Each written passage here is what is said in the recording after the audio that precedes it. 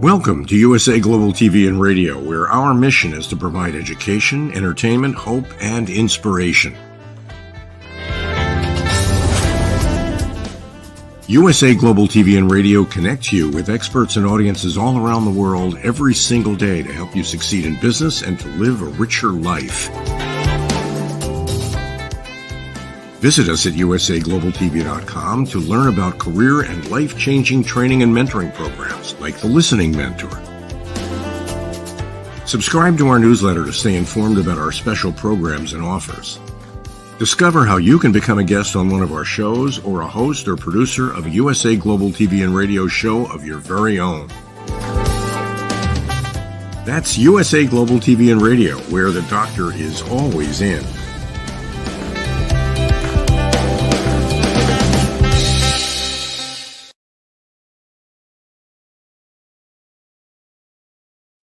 Hi, red.olaughlin here. Good morning, good afternoon, good evening, anywhere in the world. This is truly a worldwide show, The Wise Ones on the USA Global TV and Radio Network. I'm truly honored today. I'm honored almost every time I'm here on the show because we have some great people. But today I have a Navy veteran, a business owner, somebody who has survived a myriad of things in his life. But I think the one thing that I really truly learned from him doing some research was his ability to overcome, adapt, and succeed. And so with that, we're going to start with Jason Thomas. Jason is a Navy veteran. He's a founder of Executive Leadership International. He's a CEO, co-founder of Synergy Solutions International.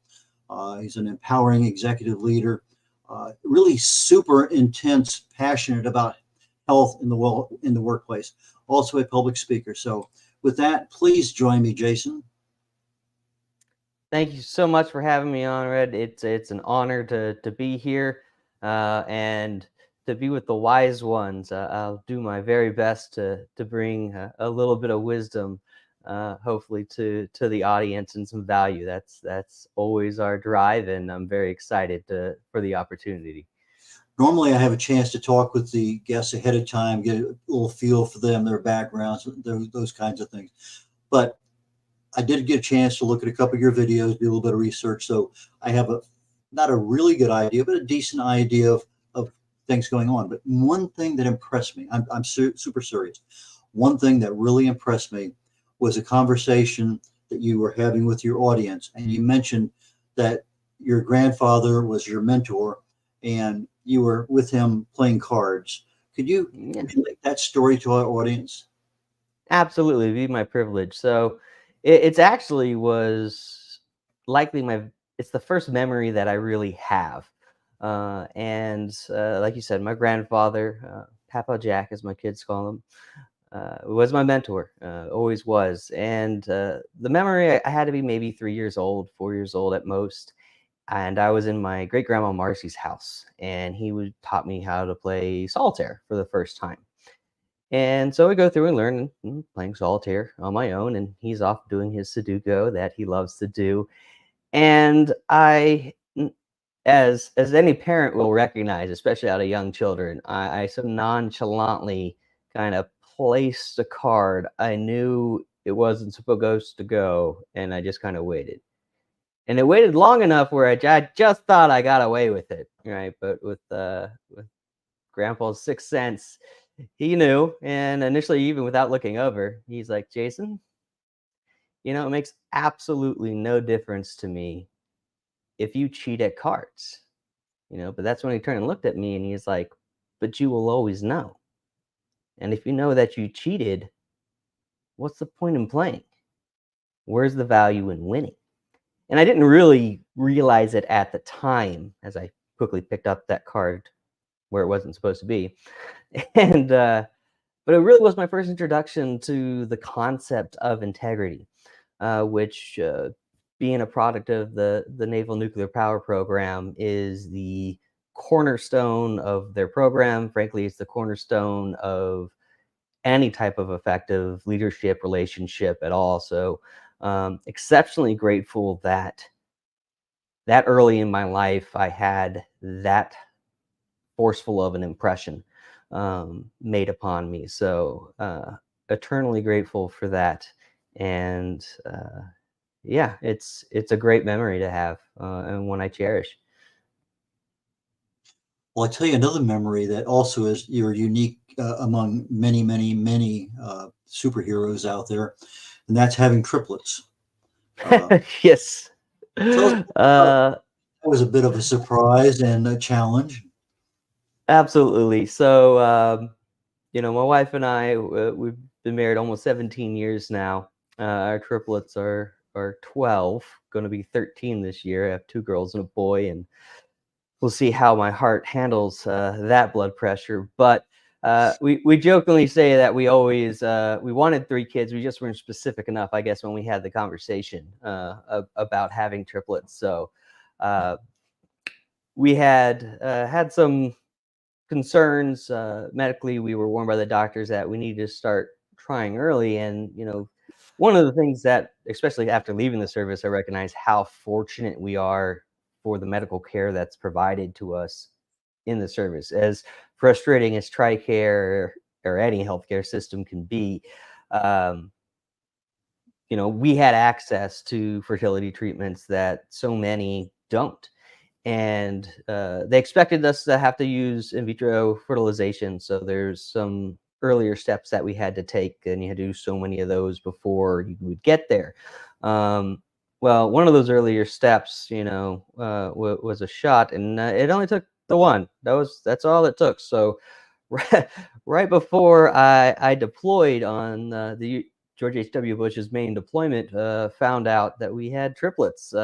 We went in, and the doctor just started saying, "Count with me." And at first, I'm thinking, "What am I counting? Like, I can't have fingers or toes yet." And he's like, "1 and 2," and then it dawns on me, and I'm like, "3." I'm like, "We can stop counting, right?"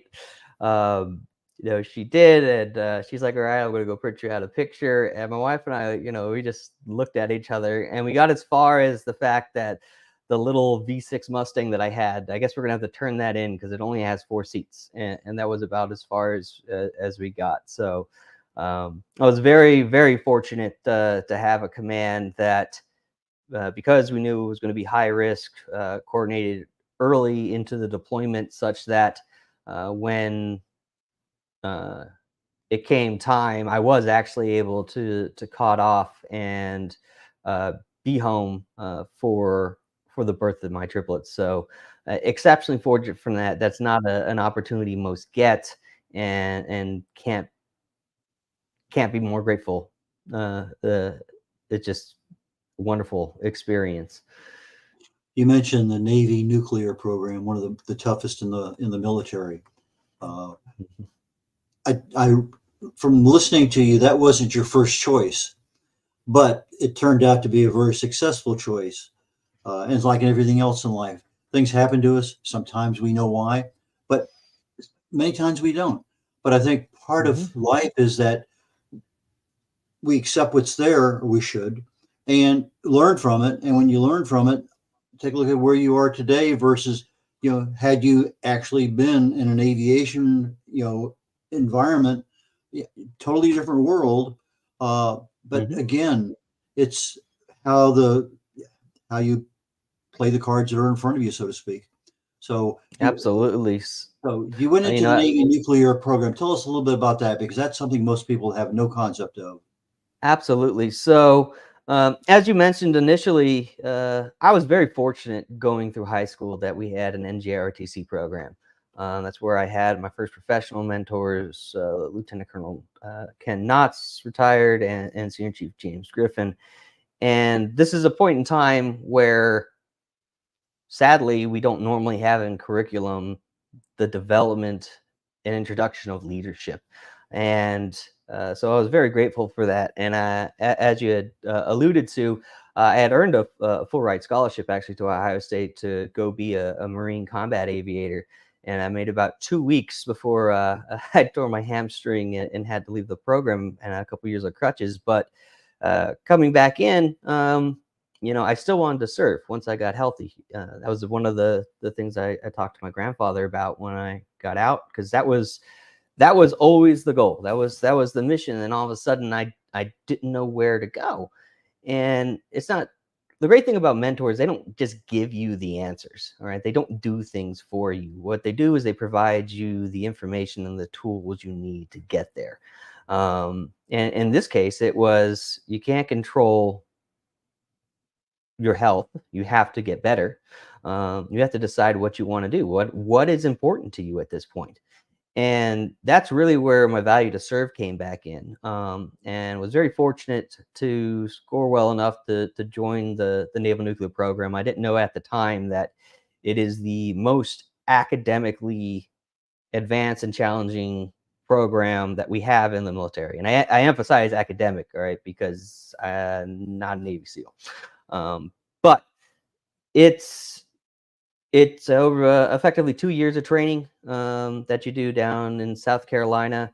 Um, I was trained as a nuclear electrician, and then I spent the remainder of my 10 years of active duty on the last Nimitz carrier, doing her main deployment at George H.W. Bush, as well as a great opportunity to be a plank owner and part of the initial manning team for the new Ford class carrier, the Gerald L. Ford, who just finished her maiden deployment just not too long ago. So it was a very unique opportunity to learn and work with the design engineers and develop new systems and change the departmental structure, which you don't normally get to do at all, let alone as an enlisted sailor. So, and that only happened because of the great leaders that we had there. At the time when I first showed up, because Reactor actually shows up first before even months before the captain and the XO are assigned. At the time, Commander Lloyd, now Rear Admiral Lloyd, who has the greatest title ever. It's Commodore and Chief Engineer for ship design for the Navy, and he really he was the embodiment, to me for empowered leadership. Really allowed people to take the initiative and be safe in the fact that you could do so.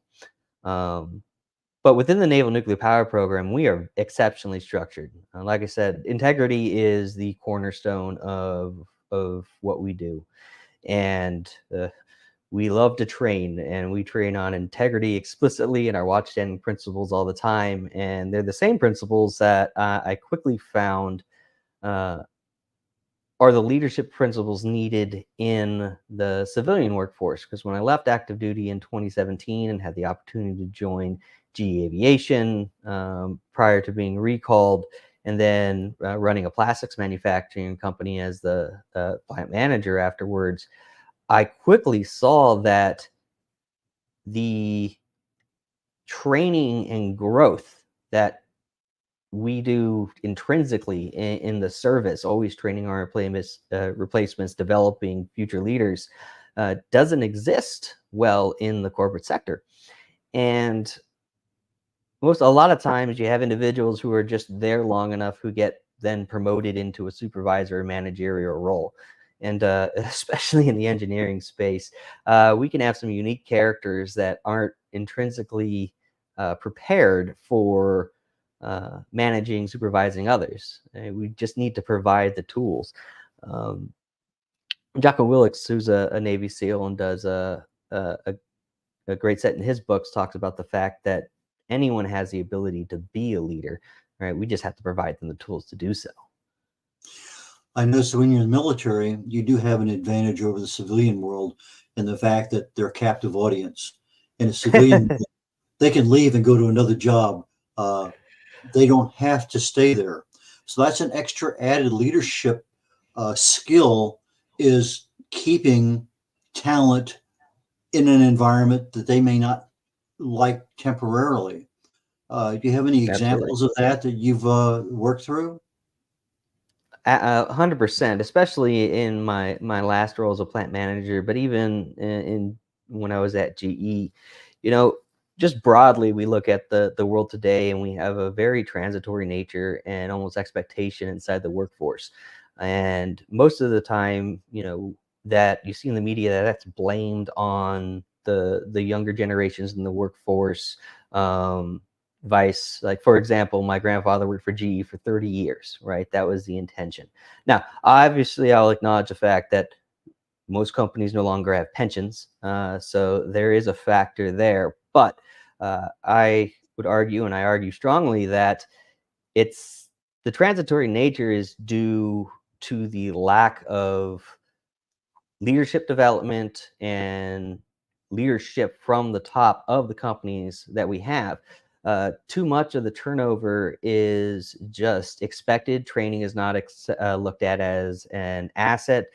Leadership development, if it exists, is a side cost when you look on P&L. And when we look at the impact that we can make as leaders inside of organizations, that honestly, it's one of the largest cost, I think that's affecting companies, is the fact is that we are continuously having this churn, and that churn is due to a lack of community that's developed inside of companies, and that comes through leadership, empowerment, the ability to provide the right type of motivation, which I have a side project with a good friend and visionary, designed explicitly to address that fact. And, the one thing is that I preach is that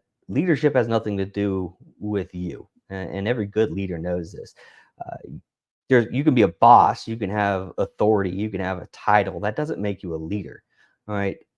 Leaders help bring out the potential that already exists in others and inspire them to use that. And when they have done that, and those individuals then are becoming leaders themselves and inspiring others to grow into their potential that they already exist, that's when I consider you actually reaching that point of being a leader. The difference between acts of leadership and being a leader.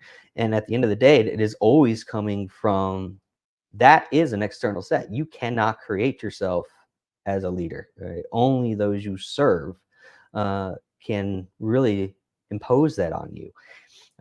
It's an interesting dichotomy there. There's a cultural difference between the military, no matter what service in or what culture within that particular military, subsurface, surface, aviation, whatever. You've transitioned out of the military into civilian world. If you had to offer two things that somebody getting ready to retire from the military or transitioning from the military into civilian life, what are things that they should be thinking about 6 months before that transition or rotation date to make them more prepared? We use the term flexible in their new work environment, because there's a lot of challenges that they have not seen before working in a civilian world. Absolutely. So I want to give the resources first, and then I'll share my experience and the impact. The first and foremost, right, while you're still in specifically, get everything that you've ever had documented with medical. I know Navy medical could be fun at times, but get it all done. That's the first set. Make sure that you have that. There are great organizations, nonprofits like the DAV, Disabled American Veterans, that are VA approved nonprofits that will help do all your paperwork that you need around your VA disabilities, so those are being captured. Because even if you get captured at 0%, because it's all but guaranteed, if you've served, you've done something to your body that should be captured. And if that gets worse over time, you want to have that captured, because it's a lot harder to go back and get something done. I also say that it's an active effort you have to make to stay connected in the world. This is something I've come to realize much more recently, is the fact that we are so accustomed in the service of being able to go in and having our friends and mentors be able to recognize quickly, if we're off, our mental conditions. The Navy once had a term called intrusive leadership. I don't know if they still use that today, but it was for leaders really to be looking at their personnel, making sure that they're being taken care of, looking for signs of concern, depression, to keep away from, the veteran community. 22 a day has, the highest suicide rate. And I think it's because we're not used to having to reach out for that support. As a veteran, you actually have expanded your community. Not only do you have your active service connections that still exist, you've now entered a brotherhood, a sisterhood of generations of those who have served. But the difference is you have to reach out now, and you really need to be cognizant of that. I speak outside of leadership. I speak a lot about mental health and suicide prevention, especially in the veteran community. So the last resource I will say for everyone who's still in active duty is make sure that every person knows about the GoRoger.org initiative. It's a branding from Stop Soldier Suicide, which is a nonprofit. They are entirely not connected to the VA or to the DoD. So when you're in, especially communities like the nuke field, special forces, anything that requires a clearance, where there's a risk of losing your job if you go get help, there is a place to go. And really want to make sure everybody knows that. Also, don't think that you have to start in a position outside of leadership when you come out, because that was what happened for me. And I was very, very lucky and very thankful for the support group that I had at GE, because I counted myself as a pretty good nuke electrician, especially around troubleshooting. But what I found is that in the nuke field, we have every manual drawing that there is. We have every schematic. And I found out that rigor does not exist the same in every organization. And I think the smaller you go in organizational size, the less that is there. So I quickly found myself, because I was under this false impression I should be a civilian engineer before I led civilian engineers. And thankfully, especially Josh Doolin, who was my mentor when I first came out, took the time to help train, because without those drawings, I quickly found out that I was not going to be a good civilian engineer. And thankfully, there was a supervisory position, a manager position over that test and certification department that opened up, which really allowed me to bring much better value to the company than I was as a test engineer. E-learning. Let's talk a little bit about that. What does that mean to you? So it means a lot more than it used to. In the Navy, we do a lot of in-person training, PowerPoint training, and then all our, I call it our standard annual block of e-learning training. And the good companies have those for compliance requirements. My father, who, while I was recalled back to active duty, he started his company, the LMS Doctor, which is designed around the infrastructure behind that. He's a unique world authority in the space. He's received his PhD, he has his MCSE, MCT. He actually wrote the testing manuals for Microsoft when they were developing those certifications. And he and my sister helped build up the LMS Doctor, where today we're still very proud to be working with our partners at SweetRush for the Intel Cloud U project, which is to set the standard of cloud-based training, just as Microsoft did in the 90s, early 2000s. And we've recognized that, particularly when COVID happened, outside of everyone having to go remote, everybody had to start doing e-learning. Everyone had to, because they still had training requirements. And so everybody went out and grabbed a system, big, small, depending on the company, the amount of dollars you spent on this onboarding.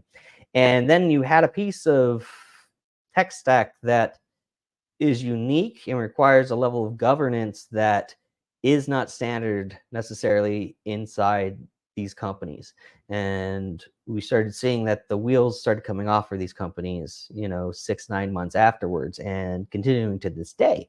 So initially it was providing this high level consultation, helping their organizations effectively be able to implement that, so they had the revision control and actually could provide the effective training content wherever they were in the world.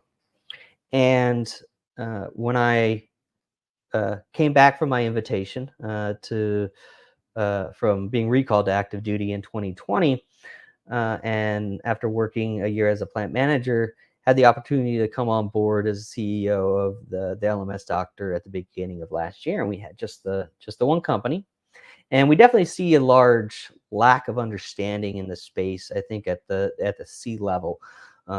Training itself, especially the tech stack and the onboarding is seen, it's just a cost line, all right, vice the asset that it is and needs to be recognized by leaders of all organizations.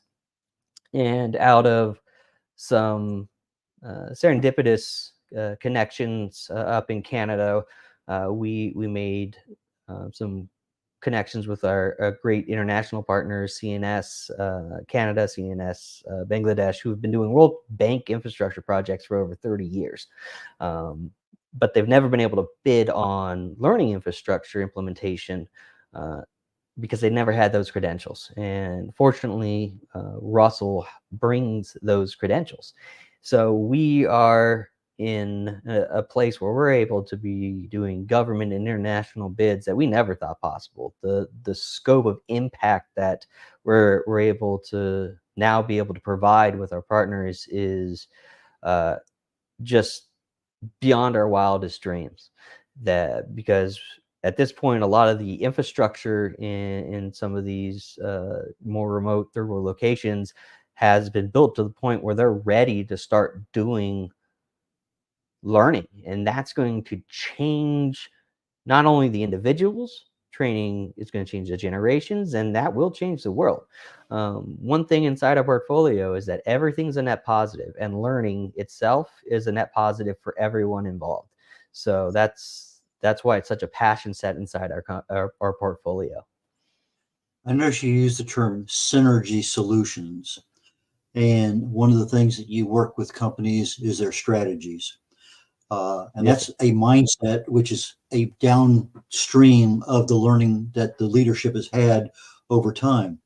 So when you're trying to develop synergy out of a small, medium-sized company, tell us how you review the strategies and work with the senior leadership to say, hey, is this really the direction you want to go in, or can you make it, tell us some of the things that you really and truly think are super important for that small to mid-level company when they're strategizing their future.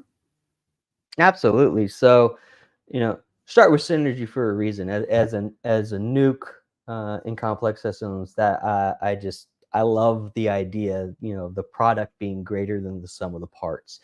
And in my graduate studies, it captures that to achieve that optimization, when you have finite resources, which everybody does, that equal application will never create the most optimum output for the company. So first and foremost is having an understanding of that. People using the terms of, we all hear firing on all cylinders, right? Well, we got to be careful with that understanding, because not everything should be firing at the same level. If we had infinite resources, of course, we want to have every level of the company as maximized as possible. But that's not the reality. No matter how large your company is, you have a limit to your resources, and they need to be applied effectively and intentionally towards your vision and goal. So that's the first set, is having that mindset understanding and the recognition of why we're going to look at this in the first place. And then it's around the discovery is, what are you trying to do? Too many people jump into the how, like, oh, I've got this tool I want to do, or I want this one little thing fixed. Like, it's always a stop. Let's talk about the big picture. All right. What is the vision? What is the goal that your organization, big, small, doesn't matter, is trying to achieve? All right. What have you tried before that's worked? What have you tried before that hasn't? And where are your resources currently? So we can take a look and see which areas we can implement systems and improvements to help bring costs down. Most of that I'd like to focus particularly around the lowering of turnover.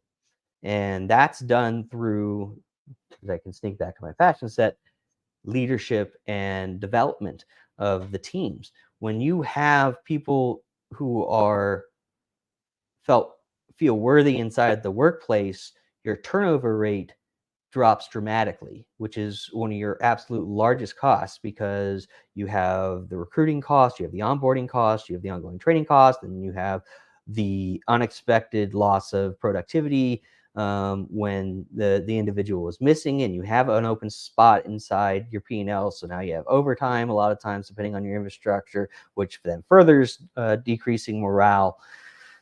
So it's a spiral. It's a self-spiraling situation if you don't make that break. So, we really look to stop that, right? Because that starts now giving the opportunity for us to find where innovation and where those who have the energy inside the companies are to make the impacts from the resources they already have. There are several other items here on my list of things I wanted to get to today, but it's not going to happen. However, you do have a passion, and that passion is mental health in the workplace.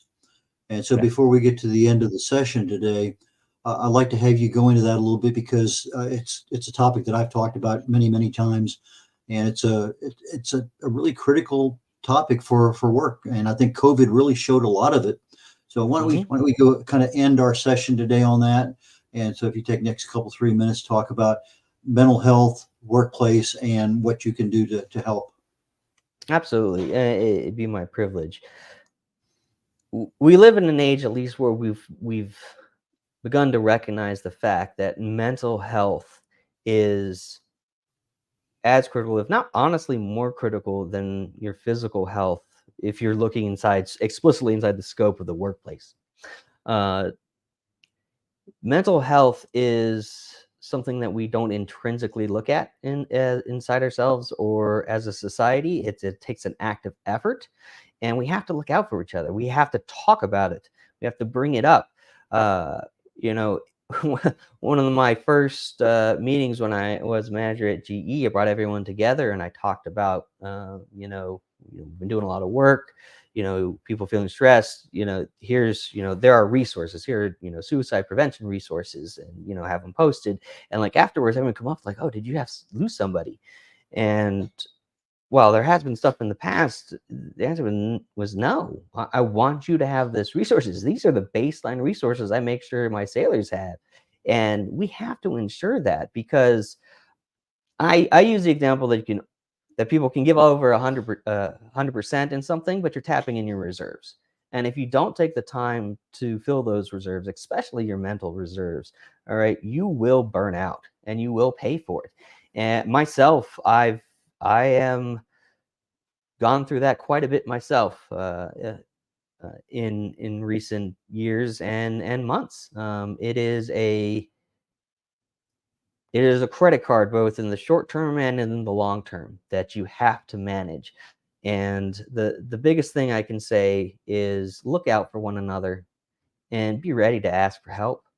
In the service particularly, we have no shame, all right, when we fall down, of just sticking our hand up for help. We don't know who's going to help us. Somebody. Most of the time, 10 different people are going to grab and pick you up. And for some reason, when we're outside that environment, we're afraid to bring up that we need help.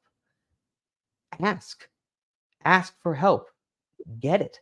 It's that simple. One thing I've noticed this year, I won't go into the whole how I got here, over the last few months, I've developed a non-epileptic seizure disorder, where half the time I'm walking around a cane.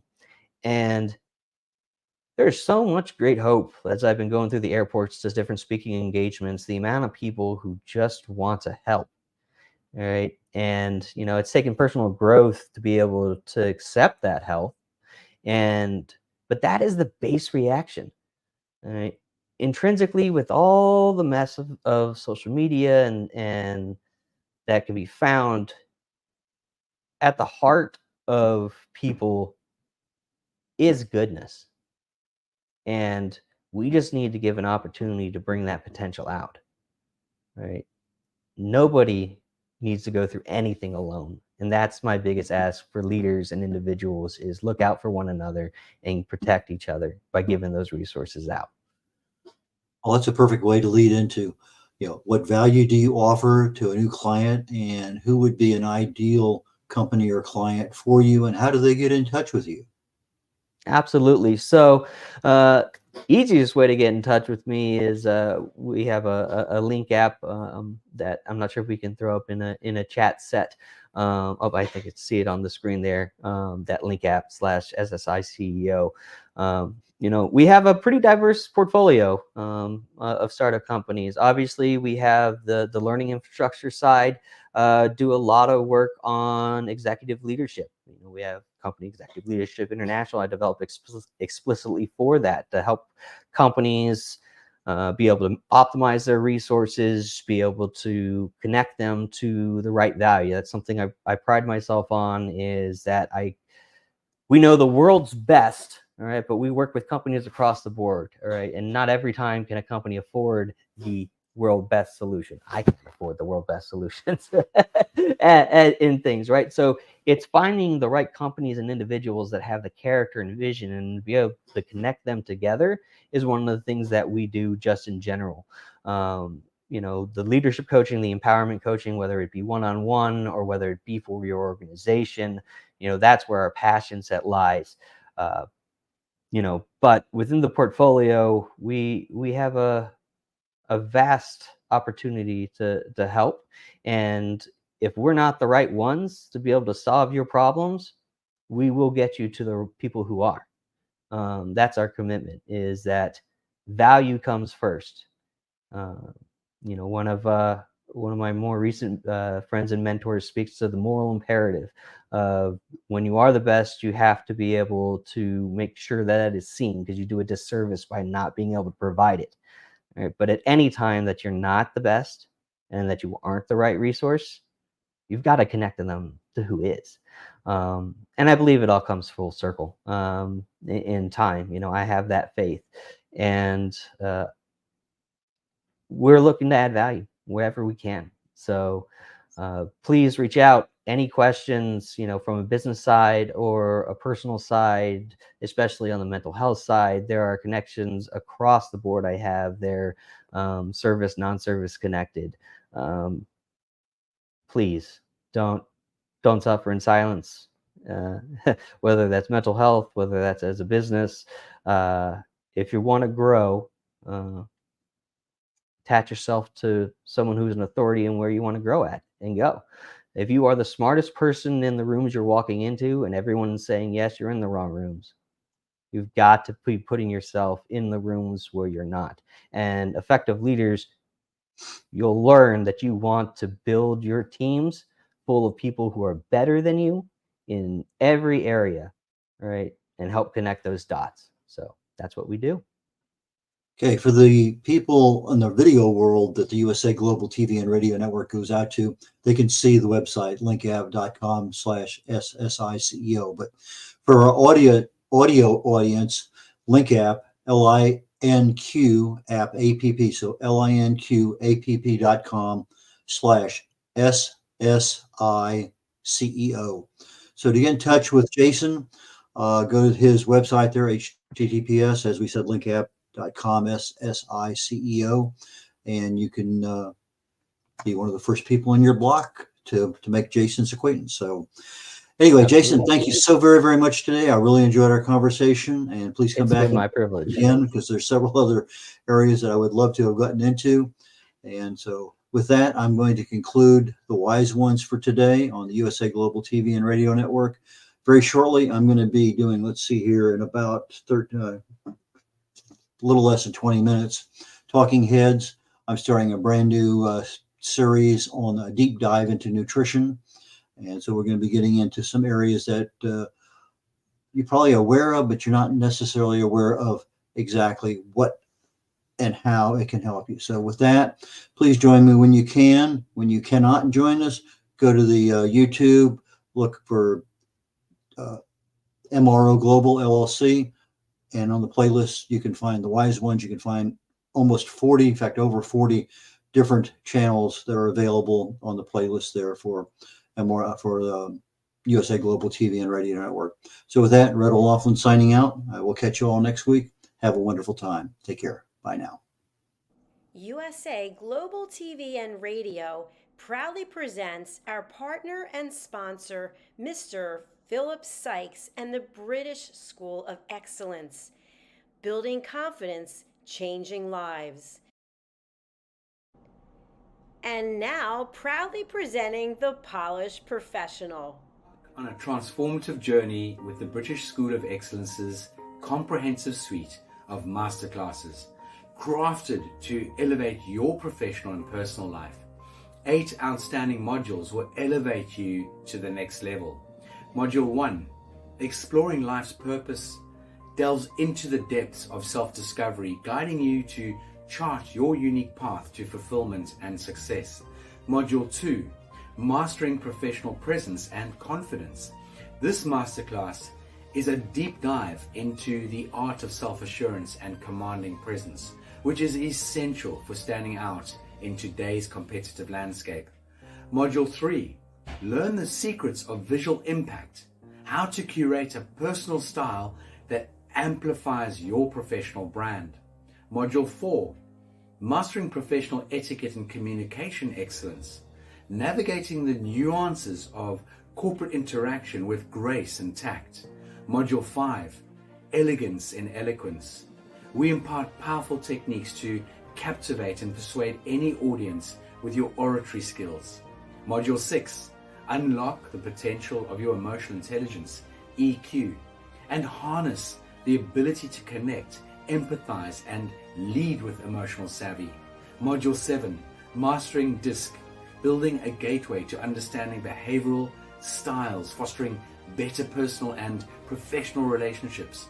Module 8, Mastery in Dining Etiquette, building your confidence to perfect the subtleties of dining with finesse, enhancing your social savviness at any table. Step into the Polished Professional program where poise, elegance, and excellence aren't just taught, they're instilled for life. Join us to redefine your potential and polish your professional edge. To learn more, go to thebritishschoolofexcellence.com.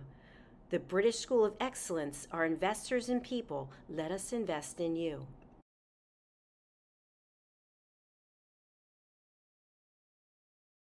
Hello everyone, I'm Simon MacDonald. I live in the West Highlands of Scotland, a very beautiful part of the world. Seems a long way from the USA Global TV station. But remember, USA Global TV is worldwide. It's a fantastic platform. And every Wednesday, I come along here as part of the show of the United Kingdom News and Culture. And it's just like a family reunion each time. It's one of these amazing stations that has such a beautiful, friendly, and intelligent atmosphere as well. And we reach out to an audience in the most unimaginable places. And I came here, I don't know, must be over a year ago now. I was introduced by Dr. Philip Chan, and I met Ian Plum-Turner and Helena Chard, who are co-presenters on the show.